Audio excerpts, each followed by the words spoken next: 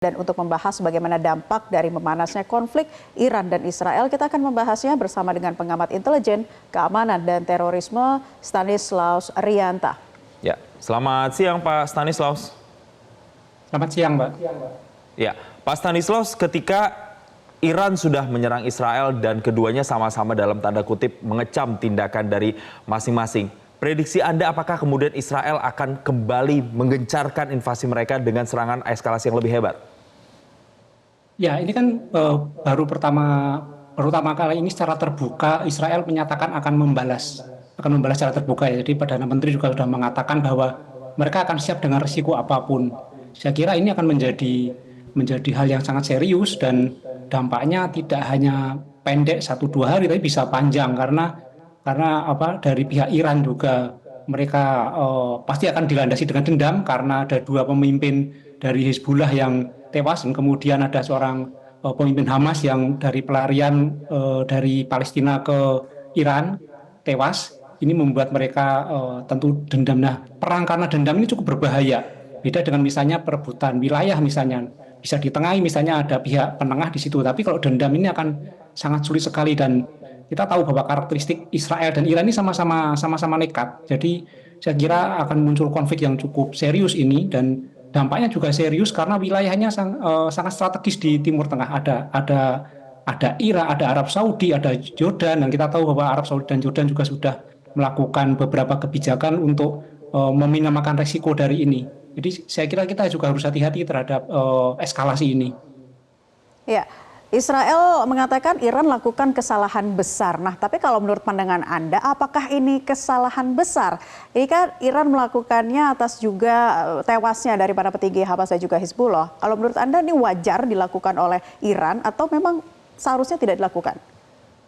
Ya, tentu Israel akan mengatakan Iran salah dan Iran akan mengatakan Israel juga salah. Ini kan dari perspektif mereka itu. Saya kira kita perlu perspektif yang adil. Ada penengah di sini yang bisa menilai situasi. Dan masalahnya seperti Israel dan Iran ini kan sama-sama keras kepala. Gitu. Jadi kalau misalnya hanya satu negara saja yang menjadi penengah, saya kira tidak bisa untuk menilai situasi ini. Jadi perlu kekuatan besar. Ada semacam persatuan dari banyak negara, mungkin melalui PBB atau negara-negara lain yang bersatu, kemudian menjadi penengah di sini untuk minimal adalah melakukan gencatan senjata terlebih dahulu. Karena dalam situasi sekarang saling serang ini tidak akan pernah selesai. Semua akan saling menyalahkan, misalnya Israel menyerang Iran, Iran tersinggung, Iran menyerang Israel, Israel tersinggung, itu tidak akan pernah berhenti. Jadi perlu ada tekanan luar biasa dari internasional untuk melakukan gencatan senjata. Setelah itu baru dilakukan perundingan sehingga tidak terjadi lagi. Ya, kalau kita berbicara upaya perundingan gencatan senjata itu kan sudah sebenarnya dilakukan dan butuh waktu untuk itu. Tapi kalau Anda melihat ada tensi yang saat ini sedang naik begitu, apakah Anda melihat ada potensi bahwa nantinya ini akan juga meluas serangannya? Karena kemarin saja tidak hanya di Gaza, sudah meluas ke Lebanon. Mungkinkah ini juga meluas ke wilayah-wilayah lain, Pak Stanislaus?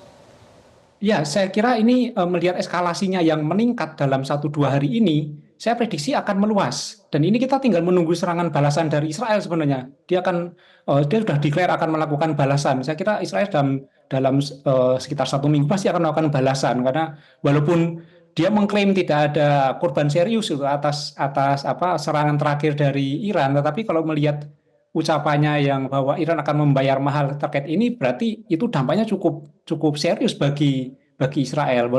Dan kita lihat sebenarnya dampaknya bukan hanya masalah kerugian nyawa, tapi kelihatan seperti harga diri, kemudian eksistensi mereka. Ini kan menjadi nilai-nilai bagi mereka yang dipertahankan itu.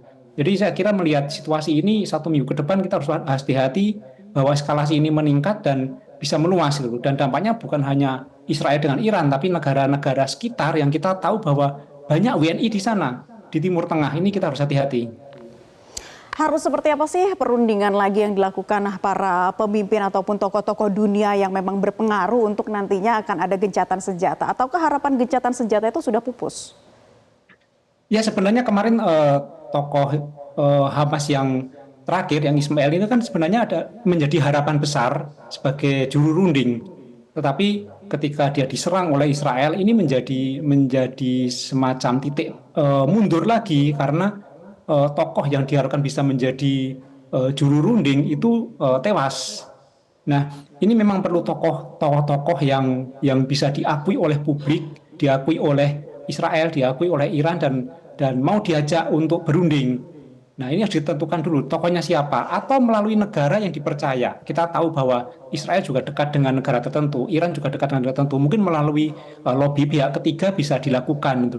Tapi yang paling penting adalah ini tidak bisa kalau hanya kekuatan kecil satu dua negara. Harus ada kekuatan besar yang bisa melakukan tekanan terhadap Israel dan Iran supaya melakukan gencatan senjata. Ini yang paling penting, gencatan senjata terlebih dahulu untuk meminimalisir resiko atau korban. Setelah itu bisa dilakukan, baru dilakukan perundingan. Karena kejadian kemarin itu benar-benar menjadi langkah mundur untuk gencatan senjata atau perundingan. Serangan Israel terhadap Iran kemarin itu benar-benar langkah mundur saya kira. Baik, Pak Stanislas tadi menarik ketika Anda mengatakan butuh kekuatan besar. Saya langsung teringat ini ada Amerika Serikat juga yang mana Joe Biden mengatakan akan mendukung Israel. Bahkan Wakil Presidennya Kamala Harris juga mengikuti apa yang disampaikan oleh Presiden Amerika Serikat. Apa kemudian dampaknya sesignifikan apa terhadap eskalasi yang terjadi di Israel dan juga Iran saat ini? Kita akan bahas Pak Stanislas usai jeda berikut ini. Tetaplah bersama kami pemirsa di News 5.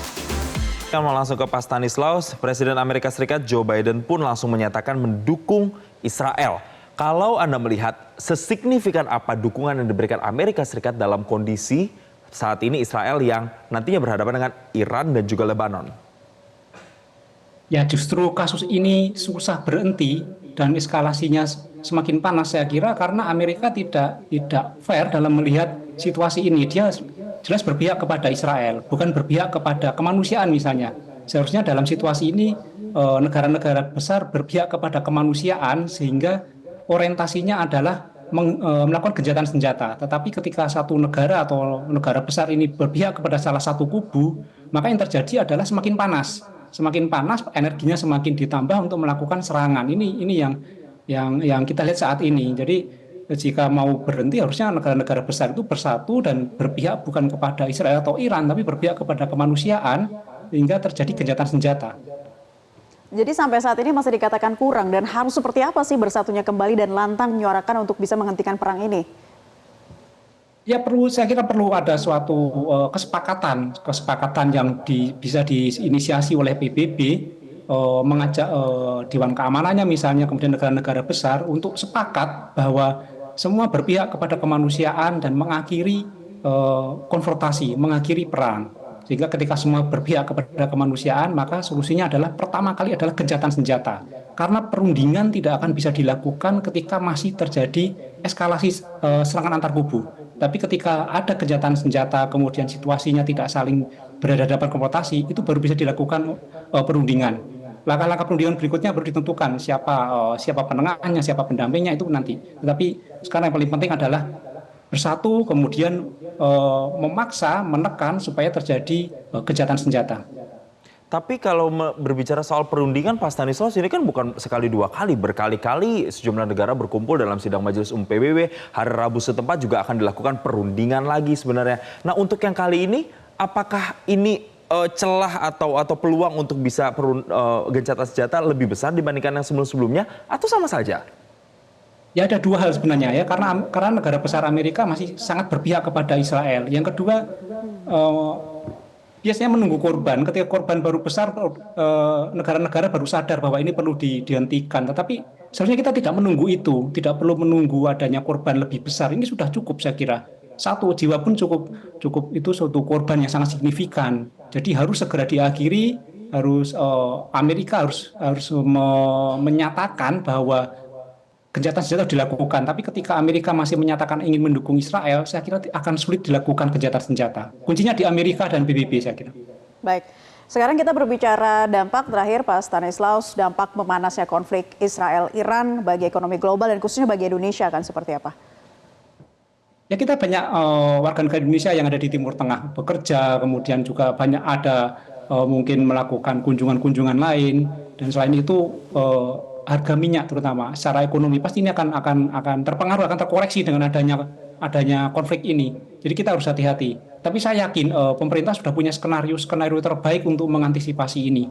Dan yang paling penting sebenarnya adalah kita menjaga situasi dalam negeri supaya tidak terpengaruh, termasuk situasi politik. Kita lihat ada kubu-kubuan di kita, ada yang mendukung ada pihak yang mendukung pihak A, ada yang mendukung pihak B lah. Jika kita di sini malah saling berantem mendukung pihak tertentu, ini saya kira sangat tidak produktif. Jadi kita percayakan kepada pemerintah apa langkah-langkahnya, kemudian skenario seperti apa, dan kita tetap mendukung bukan A, bukan B, tetapi kita mendukung perdamaian, kita mendukung segera diakhiri perang sehingga terjadi perdamaian di Timur Tengah. Baik, itu harapan bersama dan tentunya upaya perundingan gencatan senjata ini bisa segera tercapai. Tapi memang catatannya tadi ketika ada sejumlah power atau kekuasaan-kekuasaan tertentu seperti Amerika yang masih mendominasi dan memihak salah satu pihak, itu yang kemudian menjadi tantangan tersendiri untuk mencapai kesepakatan gencatan senjata. Terima kasih pengamat intelijen, keamanan dan terorisme Stanislas Rianta telah bergabung bersama kami di kesempatan Newsline siang hari ini. Jelajahi cara baru mendapatkan informasi. Download Metro TV Extend sekarang.